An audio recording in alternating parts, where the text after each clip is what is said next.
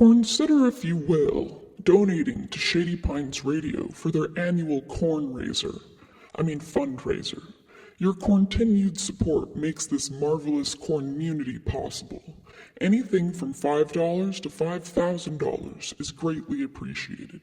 Go to shadypinesradio.com/donate and corn them. Corn them good. Hello, Shady Pines Radio listeners. This is DJ Baby Snakes. Welcome back to the Cornologues. Today, I'm interviewing a special guest from Silver City, New Mexico, a fellow friend of mine, Gabe Farley. He is a local artist and multimedia creative of all sorts. And I grew up with him. I went to high school with him. And he's a pretty cool guy. So I hope you enjoy this interview and go check out his work and say hi to him if you're in Silver City and you're listening to this. He's a fun guy to say hi to. On Shady Pines Radio, which this airs on, you could say fuck. Are you serious? Yeah, it's an internet radio show, so you could say whatever you want. What the fuck?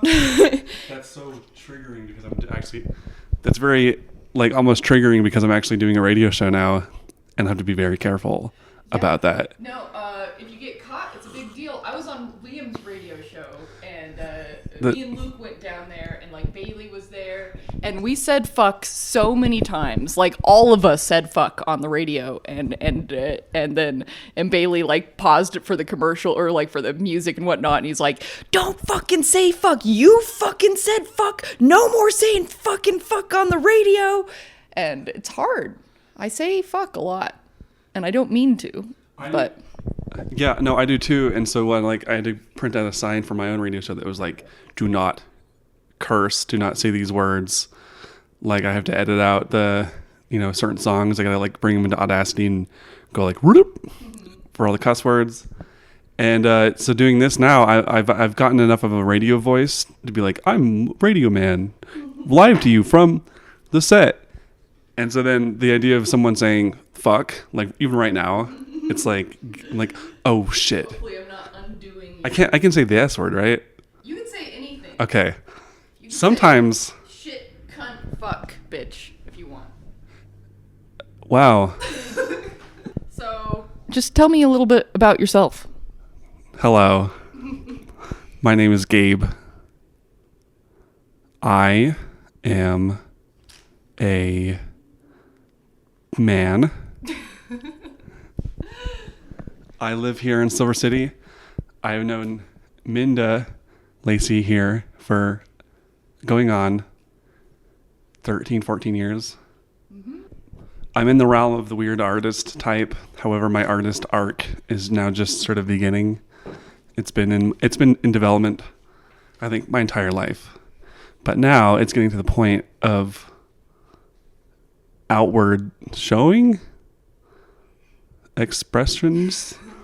So what's your relationship with art in general, and what have you been working on lately? That's 3 questions. Yeah, no, and you can take your time. What was the first one? Your relationship with art. My relationship with art? Well, okay, that's a good question because I've reached this point in my life now where I've had to recontextualize who I am and rebuild myself in a lot of ways because I'm currently 29. How old are you? 31. We're so very, very similar.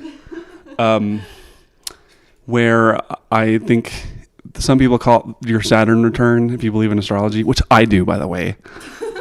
Your Saturn return is basically you're a point in your life around 27, 28, 29, even 30, where you go back and figure out kind of which life you actually want to live, what's more authentically you versus who was the stuff that you got pushed on you to be when you were younger. And basically it's you saying, I like these certain things about myself. I don't like this. Let's change this. And it can be pretty devastating. And it was. And it continues to be. Why was it devastating? I feel I don't know if I connect it to astrology. Or psychology. It could be like a or psychology. I mean, I don't not believe in astrology. I just think it's not a cut and dry. I think it's very complicated, and it gets into things that, you know, science hasn't quite figured out, but, you know, everything is connected in a way. But everything's what? Connected? yeah. No. No? All separate. Everything's separate, not connected. Yeah. Why? No, I don't know. I will agree with your definition of astrology. One of the ways I think about it is like if you see patterns, sometimes I think it's less to do with the stars, but it's just like a zooming out effect. Like, you know, you have the cells in your body, which then that zooms out to your whole body, which zooms out to, you know, the room you're in, which zooms out to the house, which zooms out to the city, which zooms out to the state, which zooms out to the world, which zooms out to the solar system. So on and on. It is all connected. But like with astrology and personality types and stuff, sometimes I think about like just all the tendencies of what's going on the time you're born. Like what's it do to your personality if you're born when it's cold out, or when everyone's starting to go to school again, or what foods are in season and all that. So I feel like that's got to have some sort of effect. Yeah, no, I that's definitely like a point there. I think that the way that people think of astrology is like, well, blah blah blah, the planets, how do you know they have an impact? It's like, because the sun's in a different position, it makes the planet colder. Like, I think that it's fine to say that. Other things, you know, it gets pretty complicated with all the Mars and the retrograde and the Mercury mixed to Mars and the sextant of the this and this. Can I say the word sex on here? Okay, sextant. Anyways, I don't want to get into that. It's all very interesting. I think I just, I bring it up because it's like large scale patterns between people, and like there is like something to it. I think that's just, it's not like, yeah, you're a Libra, so therefore you're like this. It's like there's like a weird like meticulousness and like rings on rings and spirals and this affecting this. I don't know. It's interesting at the very least. And there are some like patterns, but my point in bringing it up was sort of like, my life is different now. Yeah, no, I was going to tie back into that. This whole show is all about getting derailed and sidetracked for sure. But not that I think of it necessarily in an astrological way, but the Saturn return thing around your late 20s, early 20s. I feel like I have always been pretty keenly in touch with doing what I want to do and not giving a shit about what people think. But it really started sinking in a way where I think I started taking more risks and like really kind of dismantling any sort of template I should be following around 28 or something like that. Isn't that weird? Yeah. But like I don't know. I feel like one thing that happens when you get older, like your 20s, I feel like there's a lot of anxiety in your 20s to you trying to live up to some sort of expectation or whatever, or like almost a self-importance of like what I do with my life is so important to everybody and to me. And then I feel like as I got older into my later 20s and early 30s, it's like it's kind of this realization that you're only living your life for you, really, and you should really do what you want, and nobody fucking cares, and that's a good thing, and it's kind of a relaxing sort of thing. But also I find like, yeah, I found entering my 30s, late 20s, it was kind of the second wind of things getting a lot cooler in certain ways, a lot more relaxed and a lot more, I don't know. Real? Like, I feel like I have more energy these days, too. But yeah, tell me a little bit about your Saturn return and why that was devastating. Well, to tie it back to the first question, I think it was like, what is art? How is art important to me, or something like that? It was something like that. My relationship to it. So I guess in that regard, my relationship to art, I've done art my like entire life, and definitely the early 20s experience, having a lot of anxiety and a lot of like doing other jobs, doing other things, and like putting art on a back burner in a way. But, you know, still engaging with it and realizing like the type of art I really engage with is really fucking weird. And like my brain is also like, it's got some quirks that I have to like lean into. And then I'm not sort of like this like perfect person, like charismatic hooty dooty. Like I've done a lot of people pleasing my entire life, my entire adult life because of trauma reasons. But I, all of us, it was only like really more recent that I kind of made this decision to be like, okay, I don't know if I can function in a way that art is like a side project. Mm-hmm. Like art is not, and I think more ideologically it shouldn't be a fun little thing to do. Like it's actually, I think it's very important. And, you know, for especially how I live my life. And I think that's what I'm realizing is like, I'm trying to take on the full art path now and not have it be this sort of like sideline, like, oh, I'll get to that one day kind of thing. Mm-hmm. It's like, I realized that if I can't incorporate art in some major way of my life, I don't want to be here. Yeah. And that's not even just a fun thing, but that's like genuinely like, I don't know if I can live like that because it's so inauthentic to push that kind of stuff down and not live in this way that's truly what I want, how I want to live. Mm-hmm. Like putting it forward and constantly creating, because it's like, if I push that stuff down and I just pretend I'm a lawyer, not that we love the lawyers. But if you're not a lawyer, you're not a lawyer. If I'm not, yeah. And if I've got this like desire that I suppress my entire life, I think that, it'll make me want to die.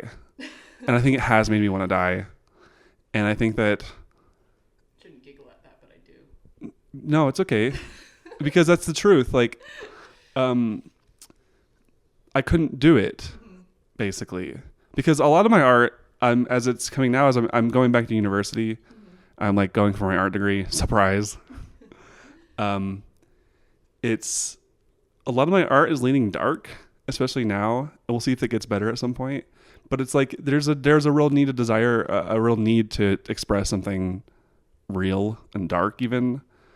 Not just like fun little craft projects, but like dead bodies, blood, the soul, shadow people. Like that's just coming out for some reason, and I love that. I love that kind of art, and I think it's often just it's a way of communicating something that needs to be communicated by the creator, and I'm glad you're realizing that you need to be an artist and do that thing and just kind of lean into it. I feel like a lot of people spend their whole life, and it's not always about art. Like for me, I'm an artist and a musician, and you're an artist, and so that's what we need to do. But I feel like so many people just don't figure out until way too late or never in life that like your purpose is to figure out how to be yourself as thoroughly as you can. And I think especially with things like the arts of it's weird tied into like how society functions and capitalism, and even though it's very much like consumed and it's you know very necessary and very good, the world wouldn't be a very livable place for me necessarily without it, even my art not being a part of it. But I feel like for a lot of artists there becomes kind of this precipice point where you have to really commit yourself to it, because a lot of the time there's this kind of competition, or not competition, that's the wrong word. There's this like you have to find this balance. You have to find the balance between, you know, doing a real job, doing a real career, and having enough time for your art. And for me, it came down to realize, like, realizing that time is kind of all you have in the world, and how soul crushing and depressing it is to give so much of your time for something for money that you don't enjoy doing, and then not even having the time or the energy to do the art. So you have to figure out a way, even if it's hard, to do it full time, because that's what you're supposed to do. And it's like it's like you have to find tricks and loopholes in society to exist as an artist, I guess. But those are my thoughts on that. Yeah, so much to go off of there. Yeah, I've had to do a lot of deconstructing of like old thought processes of like productivity. I definitely grew up as somebody who I felt like my own value, my own worthiness was based on how hard I worked, like how much I burned my hands, how much I like doing like a lot of physical labor, like how I did a good job when it meant my hands were roughed up a certain amount, and like that's sort of exhausting. And it makes sense when at the time you have to sort of do that kind of work, and we all have to do that kind of work. And like we should not avoid it at all, but dealing with this sort of construct of my own identity being wrapped up in that, my own worthiness is how much I do. Like I was trying to apply that to art at some level, and I just had to like work through that. And I definitely had this thing like a few days ago where I was like really thinking like, man, what kind of fucking life do I want to live? Like I have to really kind of think about that. Because like now we're at this point where I remember it being described like this, I forgot who said it or where it came from, but as you go through life, you've got all these doors open to you. And as you continue going, it's like more and more doors close. But because those doors weren't there, they weren't for you because you didn't go through them for a reason. And as you keep going and you keep going, it's like more and more doors keep closing until you realize that, like, of course, one big thing you can do is go through the wrong doors, and you could be down that wrong door for 20 years. But if you maintain a carefulness about like who am I and what do I want, and you can at least just continue that honest dialogue and not get caught up in like the shoulds. More and more doors close that they kind of fall away and be like, okay, I have to live this certain way because this is how I'm destined. No, I don't know. I don't want to say destiny.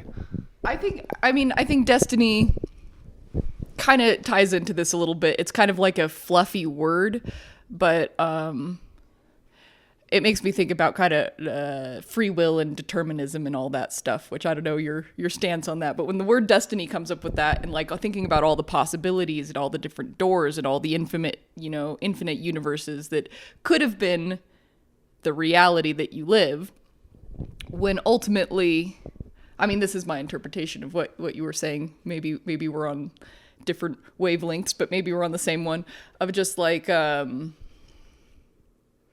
there's a lot of anxiety and pressure to make the right choices or do the right thing and figure out, what you're supposed to be doing. But even, the wrong doors or the weird choices or the pressure, it's all like part of the path that you happen to be on.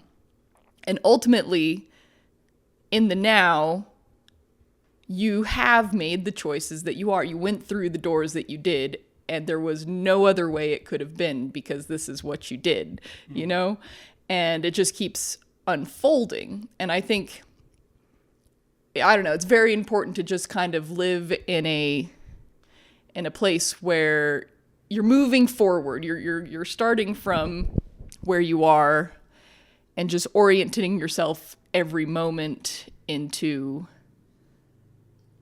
making the best decision you can with what you know now, if that makes sense. Yeah. And I do think in a way, like it's the only way it could have been, but I don't know if that makes sense to you or if I'm just getting too weird. Yeah, I know. Well, it's like destiny, predetermined, who knows? But I think one thing I do believe is that it's so easy to make the wrong choice. And like, we all know what that feels like because you're right. Sometimes you only know what you like through the stuff you don't like, or getting the experience of like, oh wow, I hated that. So let's close all of those doors in that entire realm. Like those all suck. Like I don't think there's any way I can do that in a way that's enjoyable for me. And having those honest like conversations. So that was like the sort of thing that I'm dealing with now. And like it's realizing, I rely on fun bits that I do with every friend. Like I have to maintain this weird level of interest in everything. For a while I thought like, cause I don't know what kind of artist I am entirely yet. But one thing that I decided was I felt this like weird kind of internal pressure at some point to be like, okay, I got to pick something.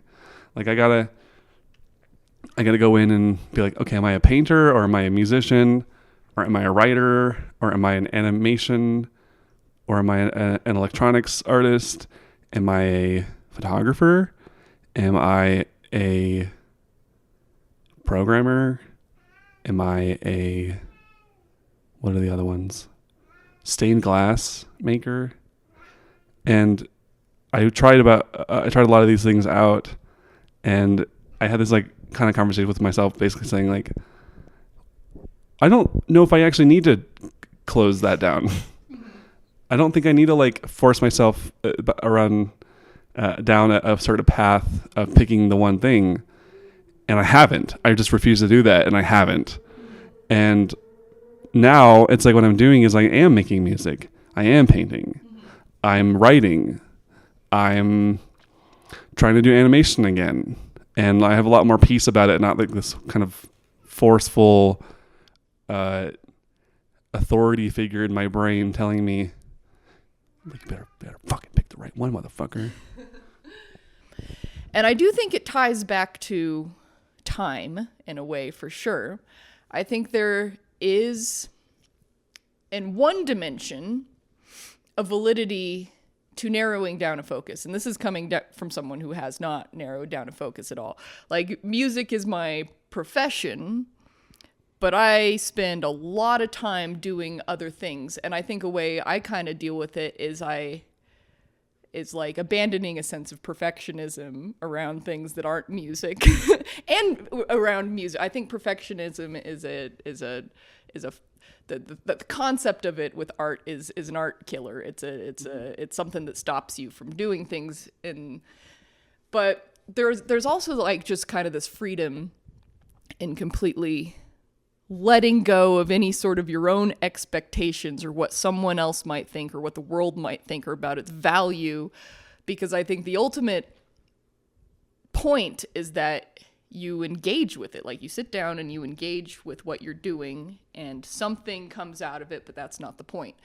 But I think there is a little bit of, it's important to think about focusing down just in the sense of time and developing a skill to a degree, because there's this, and this is something that I've struggled with a lot. It's just like, there is only so much time. There are only so many hours in a lifetime or in a day where you have to do things outside of feeding yourself, having a social life, sleeping. There's literally only so many hours. I think what's a bigger problem than like picking a handful of things or one thing is the anxiety behind not starting anything or doing anything because you think it's like, oh, I'm not picking one thing, so I'm just gonna like a paralysis of possibilities. I've kind of dealt with that a lot, where it's just a paralysis of like too many things that you could be doing, so you do nothing. Well, yes, I've got a lot to say about that. So you call it, what is it? Paralysis? Of possibilities. Paralysis of possibilities. So I've always called that blank canvas syndrome. It's basically when you have a blank canvas, there's someone like me, I pride myself as being pretty smart. Like, I've got a lot going on in the brain here. but I also have like a lot of anxiety, and about a year ago and more, I've had like really debilitating anxiety, like that turned into like basically obsessive compulsive disorder.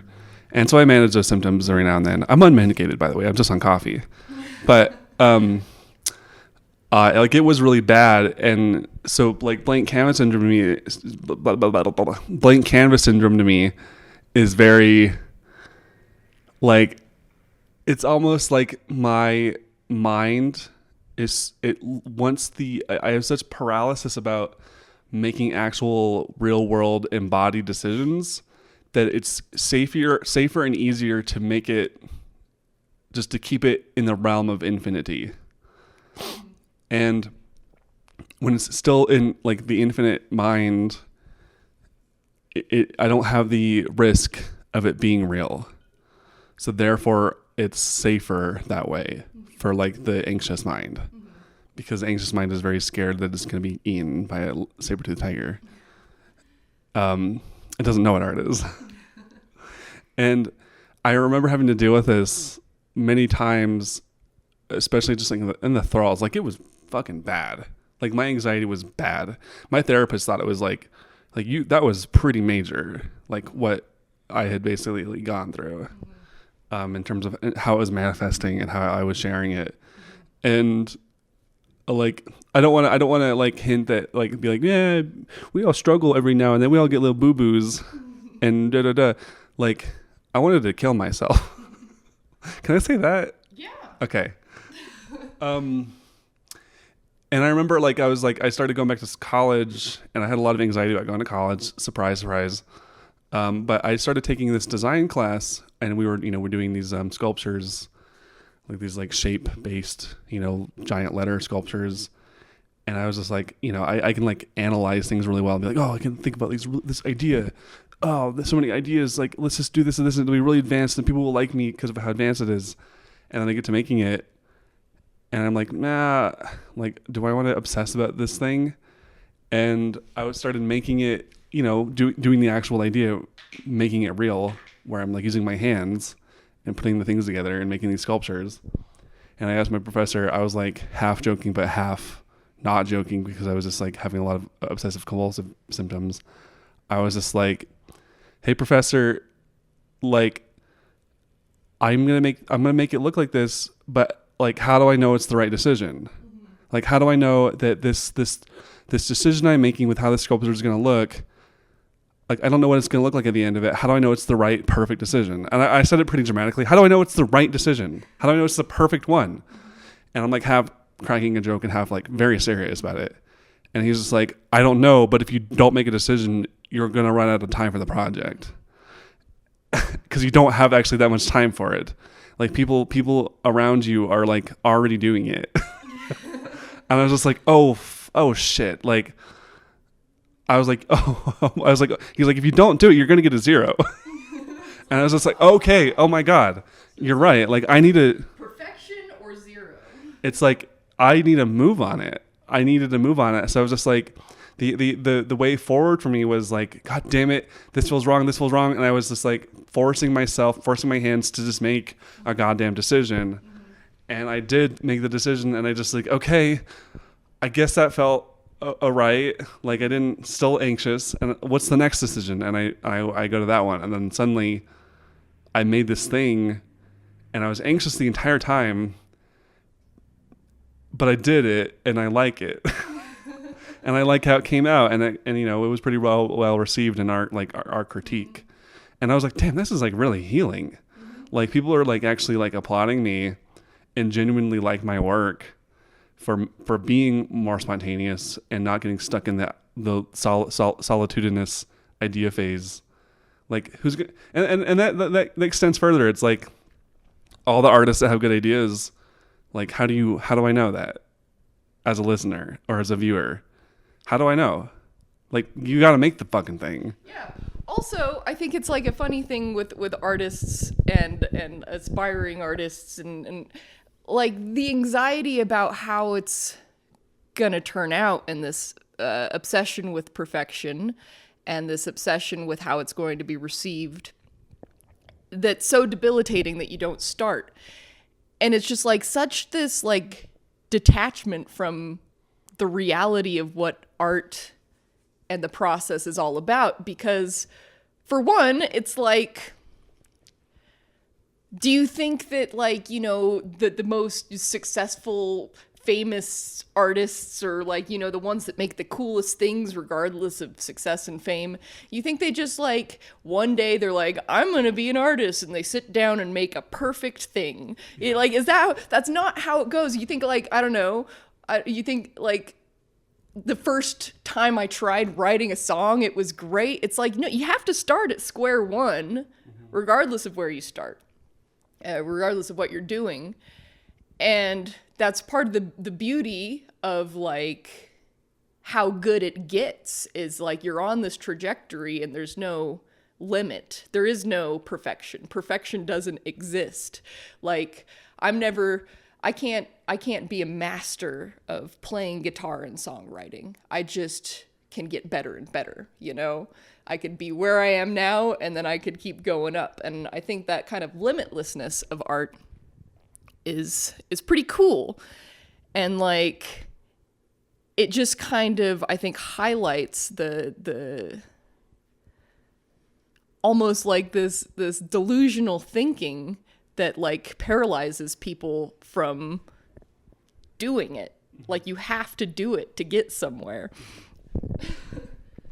Yeah, I mean, and for me, it was like realizing that my paralysis and my, you know, anxiety issues, when you go further down into it, they have nothing to do with art.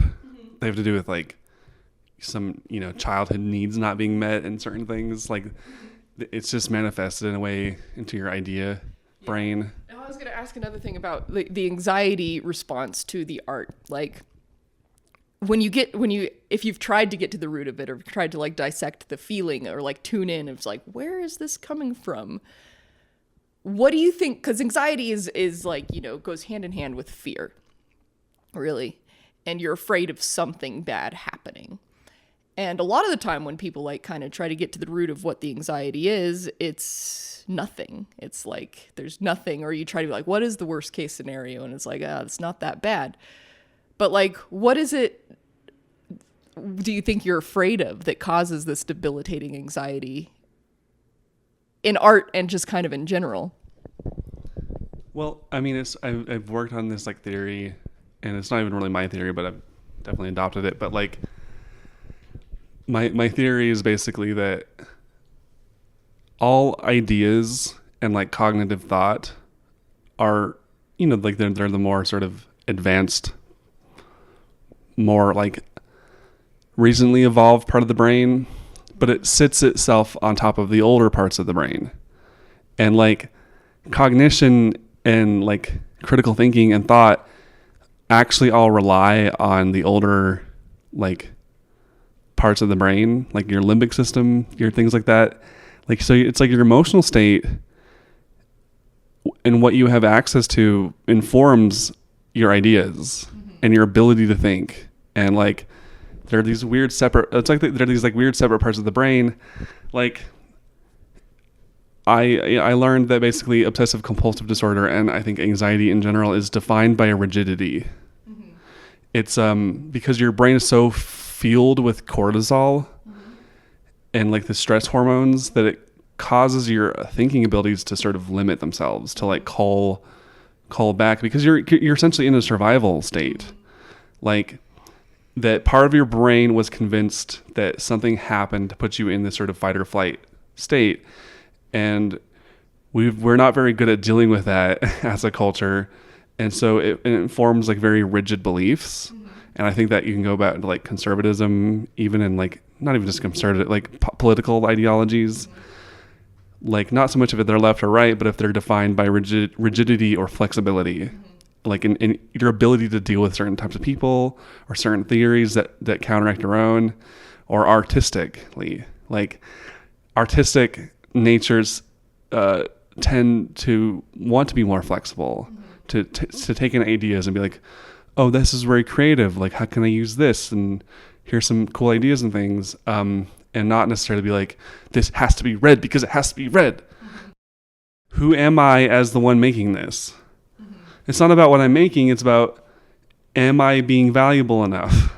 by making it. You think that's like tied to a sense of like being rejected by the world or like people you care about? Is it a sense of like belonging being shattered, or is a sense of like I'm worthy enough to exist in the world? Do you think that's the fear? Yeah, no, I think that all those sort of hit, like maybe it's like a lack of validation when you're young, like not being accepted and being pushed away. Therefore, you have to like try this extra hard to prove yourself in some way. But that proving yourself, it's like it makes the art you make tied to your personality. And it's like, no, you should not should. It's like you should feel safe enough to just be alive, that creating art is just natural and easy, and it's an expression of fun. And like, and to go what you're saying about like people that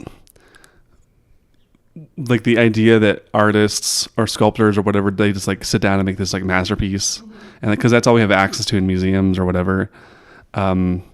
How it actually takes a lot of trial and error, and there's all this stuff that we're not seeing in the background when we see these masterpieces. Like, oh my God, it's just certain people.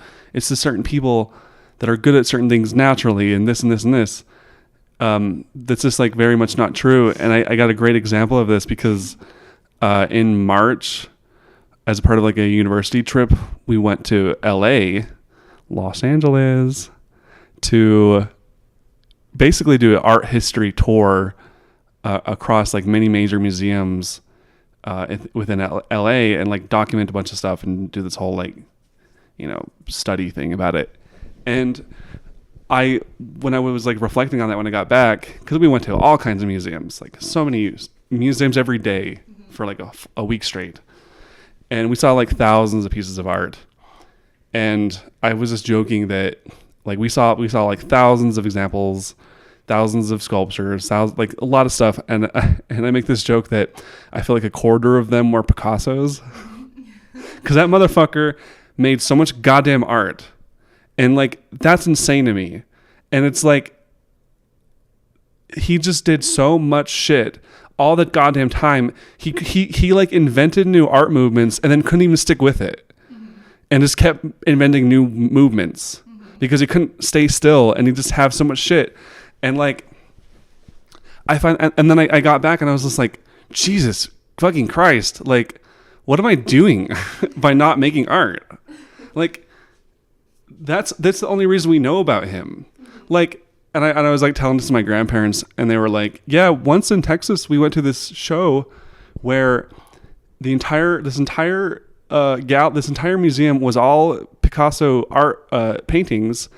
And then the gallery across the street was all entirely Picasso drawings. And it's just like, God damn it, dude. Like, and then I got back and I was like, I just need to like make compulsively. Like, anytime I'm feeling any idea, just draw it out and make it, and like buy cheap, shitty canvases and just like do these sort of things. Like, who gives a shit? Like, what am I doing by not doing, by being stuck? I'm not actually helping myself or anybody.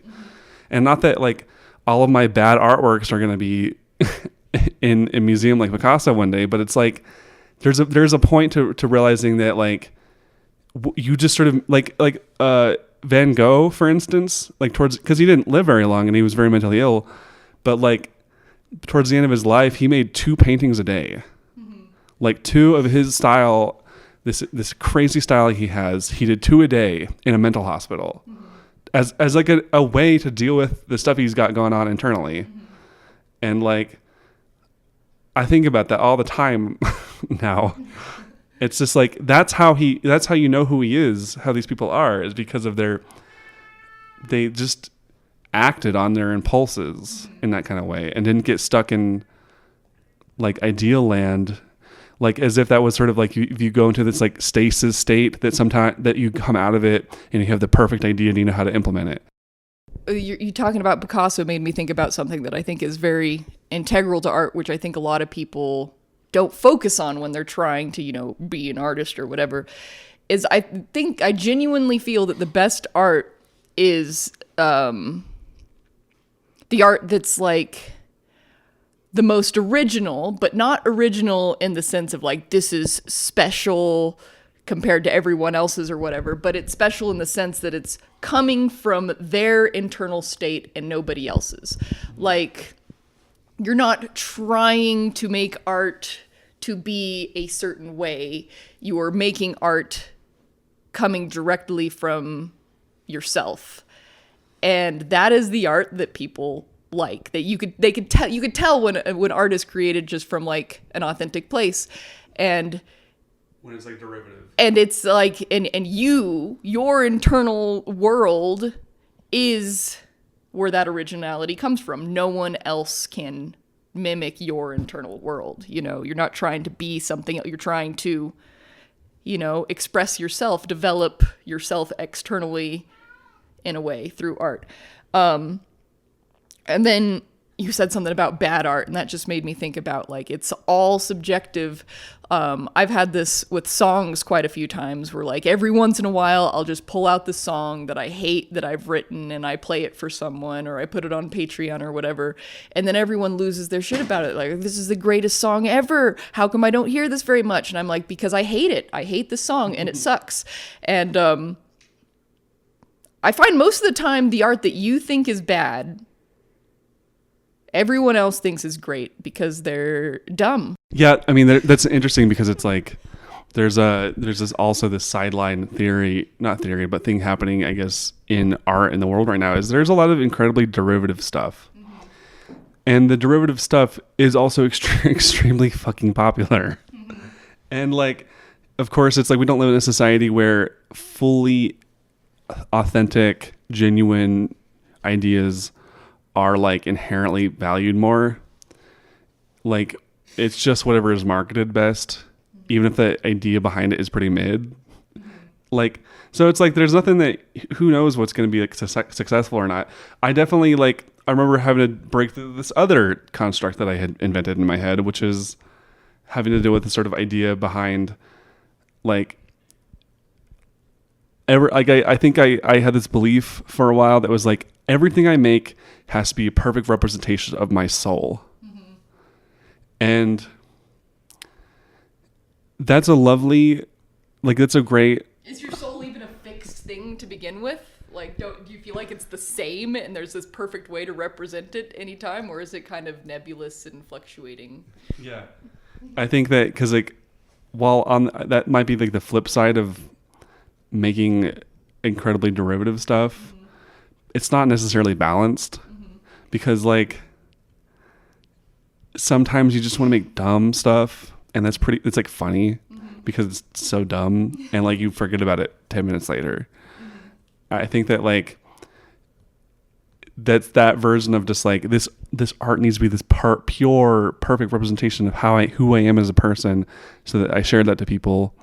Like, sometimes is actually a person is silly and dumb, though, you know.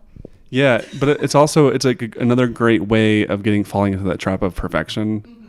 where it's like, but if it's not like the way that the paint on the mustache of this guy isn't a certain way, it's not a perfect representation anymore of me. Mm-hmm. And that's also like that's a great way to not make any money at art as well, because I kind of realized, like, oh man, I am poor, huh? That is another part of this. It's like I would like to make things that also, without like selling myself out and just like doing a bunch of Star Wars stickers or whatever the fuck, like Star Wars or what are the new things, like Star Wars a new thing? Well, no, Star Wars or other like new media that I just like latch onto, because I think I see a lot of that stuff. It's like, may the force be with you, you know, bumper stickers that are made by some kind of like Etsy artist. Mm-hmm. You know what I mean? Yeah. Like, I Grogu you. I don't know. I'm just thinking of stuff, but like derivative yet creative still. Mm-hmm. And it's like, you might as well just have AI do your job. Mm-hmm. Like, AI should replace those jobs. Mm-hmm. You know? Because that's what AI is. That's a whole other conversation. But what was I saying? What were you saying? You were saying something about the purity of your soul being represented through art, and how you feel sometimes you're poor and you don't want to sell yourself out by making Star Wars stickers. Yeah, I think about Star Wars stickers because it's like, if you're going to talk about derivative art, like, I want to come up with original ideas, but they don't need to be like these fully established perfectionist sort of things. Like, I don't know. Yeah, because there's still an authenticity involved in like new novel ideas. Mm-hmm. They're like, okay, maybe I hate it, but like at least it's something new. I'm going to ask you a new question. Unless you want to say something else about that. It's probably going to tie into it. Yeah, you want to say anything else about anything. No, I'm happy to do a segue. Okay. Segue. Butthole. Tell me your life story in like 5 minutes. Oh, really? So my life story. Yes. How shall I begin? I was born upon a moonless night many some years ago. I was born in Dallas, Texas, 1995, to a midwife via a midwife, natural birth, in a poor part of the neighborhood called Oak Cliff, which is now the gentrified area of Dallas. It was poor back then. Pretty proud of that for some reason. But yeah, I'm, if you can't tell by my voice, by my nasally voice, I am white. So yeah, I mean, Texas family. We lived in Texas for a bit. My brother was born in Amarillo. We moved around a lot as a kid. And so my dad was like a contractor, did construction, and my mom did like web design and graphic design. And so they were both working, and yeah, I mean, I had a pretty good childhood, but we, I had loving parents. We moved around quite a bit though. We moved to Mexico. We lived there for a year. My parents and grandparents own a gallery. They owned a gallery for about a year in Mexico when I was 7. And then we moved back to the States pre 9/11, and we lived in northern New Mexico for a bit. And we did a lot of stuff. I lived in a haunted house up near Los Lunas, very haunted house. Lots of ways. I have this like great ghost story. It was this house in like kind of south of Albuquerque, this little town. And when I was about 10. No, sorry, I was about 7 years old. I was about 5 in Mexico, but I was about 7. My brother was 5, and the first day we were moving into this house. We had like some movers help us move. You're gonna cut all this bad stuff out, yeah? Yeah. Okay. Okay, good. We were having like movers help us move all of my parents' stuff into this house we were renting. And what do you do on the first day to a new house as a child with your brother? You play hide and seek. And so we were playing hide and seek in this brand new empty kind of house. And it was my turn to seek. And so I was like trying to like find my brother. And the story is basically there was this sort of Harry Potter style broom closet underneath the stairs. That kind of weird angled room. And so I was like seeking, and I was like looking for my brother, and I go up to that room, and the door, like the closet door is closed, and I go up to it, and the door handle starts turning, like kind of jiggling and turning. And I go, and I'm like, haha, brother, I got you. I found you. He was going to try to like change hiding spots. And I grab the door handle before it fully opens, and I open it. Like I grab it from the other side, and I open the door, and there's nobody there. And that scared the hell out of me. And I don't think I even got it much at the time. And we had a lot of issues in that house. Like there was one time where we were, I think, on the floor drawing during a summer, and my mom was watching us. She was just like on her computer working. And in the middle of the day, like my dad was out, doing his job, and in the middle of the day, I hear a man cough. I hear, and I like, I dip my head up from the stuff I was working on, and I yell, "Dad's home!" And my mom goes, "Wait, Dad, he shouldn't be home." Like, she's like, "I heard that too. Like, hold on, wait, he shouldn't be home." And, she looked around the house and there's nobody there. And the doors were all locked. And I was like, okay, all right. A lot of weird stuff in the house, for sure. There was like smoke floating the opposite direction from the wind. There was like one time where my mom got hugged by one of us, she thought, while doing laundry. But then she turned around, nobody was there, and we were like downstairs watching TV. That's a lot of creepy stuff for one house. There was a lot of footsteps up and down the steps all the time. And then by the time we kind of caught on that there was like a ghost in the house, we didn't know anything about this, but my mom like did research and found sage. Like, it's like, oh, sage helps to like clear out houses. And so like the thing is, we had cats too, and like the cats were always like rowdy in the middle of the night, like always kind of like knocking over stuff, and constant like activity. And when we realized there was a ghost, and my mom did like we like saged the house and like, leave, ghost, leave. And then after all that, we didn't hear any issues from the cats anymore at night. Wow, that's interesting. Yeah. Like, when you sort of blame it on the cats because you just like, no, there's just stuff happening. Cats, Yeah. It wasn't the cats. It wasn't the cats. But anyways, after that, we moved up to Washington, D.C. And I went to, me and my brother, we went to a elementary school where all the embassy children went, because our apartment building was in that neighborhood with all the embassies.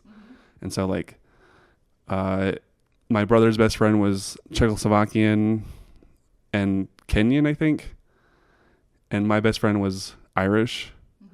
And I forgot the ethnicity of the other one.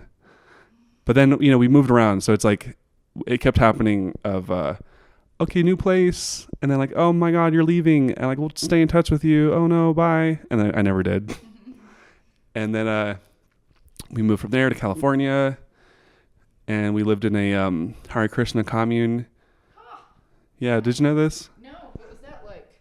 Well, so it was the people that owned the apartment building that my dad was working for in D.C.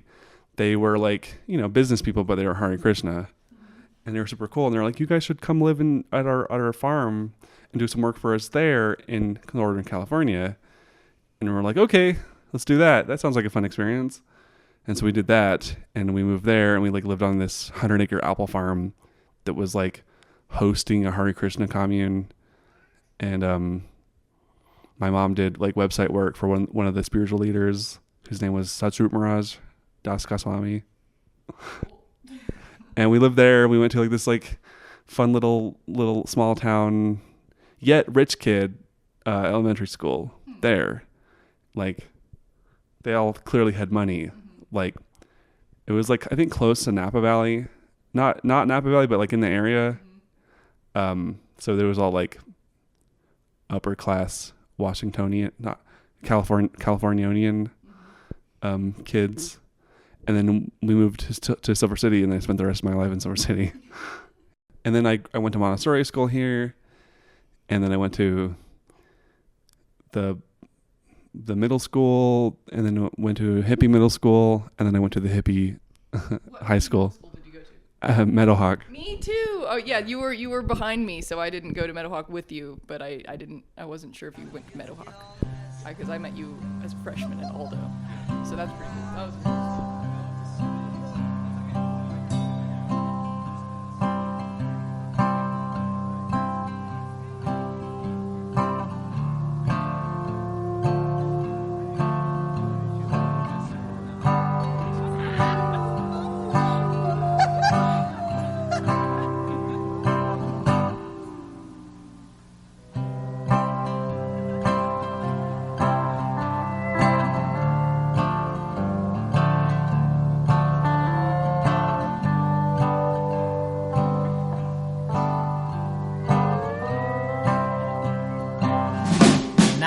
just a boy. My mama told me, son, you gotta save your coin for when this life is done. 'Cause if you ain't got money to cross that river wide, you gotta pay for it with your very own eye. And I can't bear the thought that you might lose your way and spend forever searching for the pearly gate. Well, that was long ago. Now I'm in the grave, and I ain't got and I ain't seen. So when the boatman comes and takes my eyes, I won't be afraid, I won't be surprised, 'cause I spent all my coins going to the other side, and I've walked around heaven, stone drunk and blind.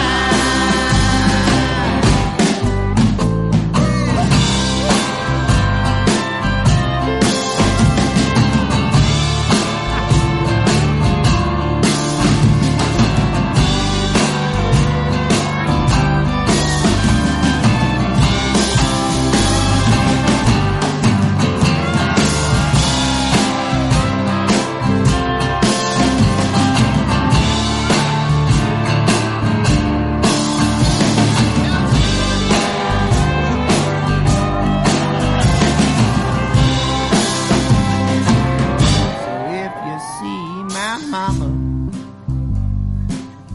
please tell her not to cry. Tell her I spent my whole life learning